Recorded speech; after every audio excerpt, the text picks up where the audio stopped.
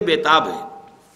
اور یہ متقین کون ہیں؟ یہاں یہ بڑی عمدہ آیت آ رہی ہے جس میں کہ کچھ جو محمود صفات ہیں، پسندیدہ ہیں اللہ کے نزدیک، ان کا تذکرہ ہو رہا۔ الذین ینفقون، اب دیکھیے یہ آ گیا انفاق فی سبیل اللہ، چونکہ شروع ہوئی تھی بات لا تاکلوا الربا، باقی ساری آیتیں تو اسی پر تاکید میں ہیں، اس حکم پر عمل کرنے کی تاکید میں، تاکہ اسی سے تمہیں جنت ملے گی اور جہنم سے تم بچ سکو گے، اللہ کے حکم کی اطاعت کرو۔ اب آیا کہ یہ جو متقین ہیں یہ کون ہیں؟ الذین ینفقون فی السراء والضراء، وہ لوگ کہ جو خرچ کرتے ہیں خوشی میں بھی اور تکلیف میں بھی۔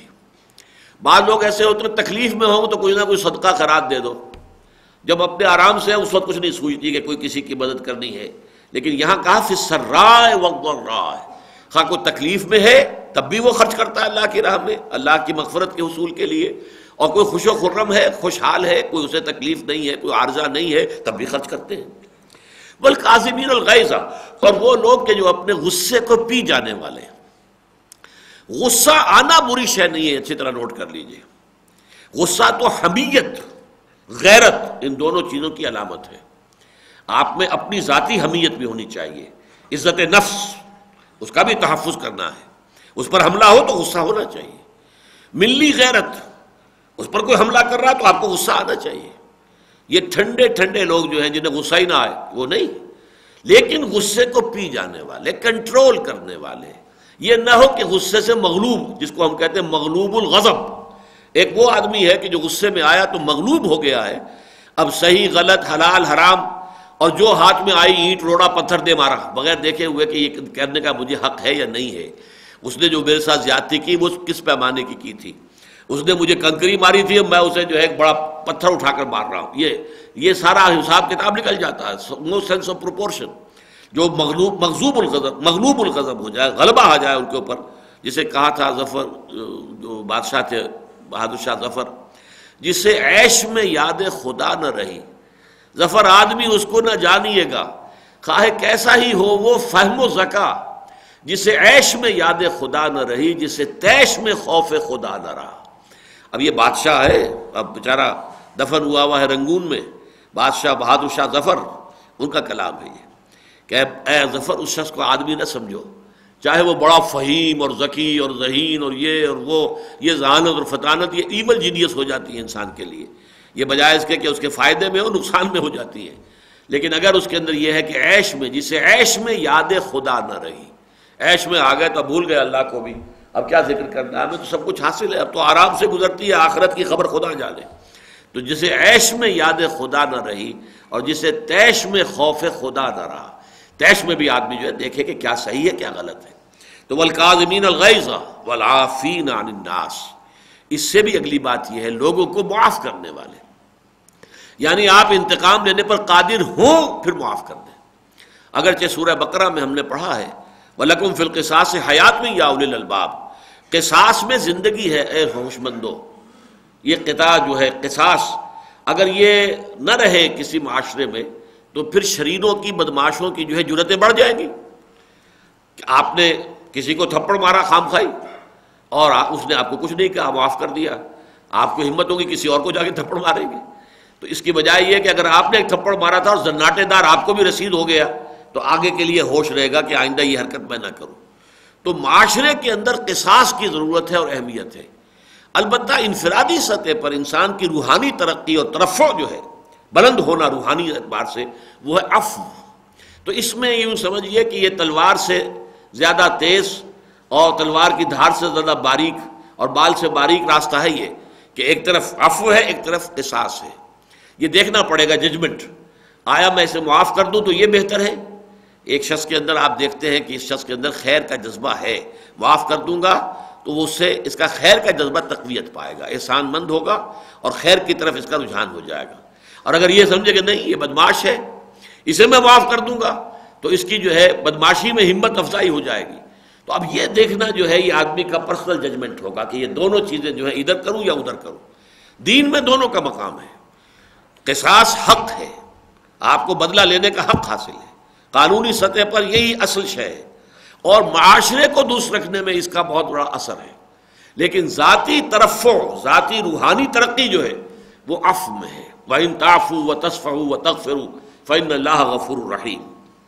وَاللَّهُ يُحِبُّ الْمُحْسِنِينَ، اور یقیناً اللہ تعالیٰ ایسے محسنین سے محبت کرتا ہے. اب یہ محسنین کا لفظ بھی جو ہے اس سے پہلے بہت مرتبہ وضاحت ہوئی ہے. ہم اردو دان جو ہے اس کے ایک ہی معنی لیتے ہیں، احسان کرنے والا. یعنی آپ نے مجھ پر احسان کیا، کوئی میری ضرورت پوری کر دی، یا کوئی اور میری جو تھی احتیاج ہے کسی طریقے سے آپ نے اس کے ازالے میں یا تکلیف کے ازالے میں کچھ مدد کی، یہ احسان ہے، یا میں آپ پر احسان کر رہا ہوں. عربی میں احسان کے یہ معنی بھی ہیں، لیکن اصل معنی ہے کسی بھی کام کو خوبصورتی سے کرنا. چنانچہ ایک حدیث آتی ہے، اذا ذبحتم فاحسنوا الذبح واذا قتلتم فاحسنوا القتل. اگر کسی کو قتل کرنا ہے یعنی سزا کے طور پر، بیہیڈنگ جسے آپ کہتے ہیں، کسی کا سر اڑانا ہے، تو اس کے لیے تلوار تیز ہونی چاہیے تاکہ ایک ہی وار کے اندر جو ہے اس کا سر قلم ہو جائے. نہ یہ کہ آپ کھنڈی تلوار لے کر لگائے جا رہے ہیں ضربے اس کے اوپر، تو اس کو کتنی زیادہ تکلیفات میں رہے. آپ کو اس کی جان لینی تھی تو جان لینے کا بھی صحیح طریقہ.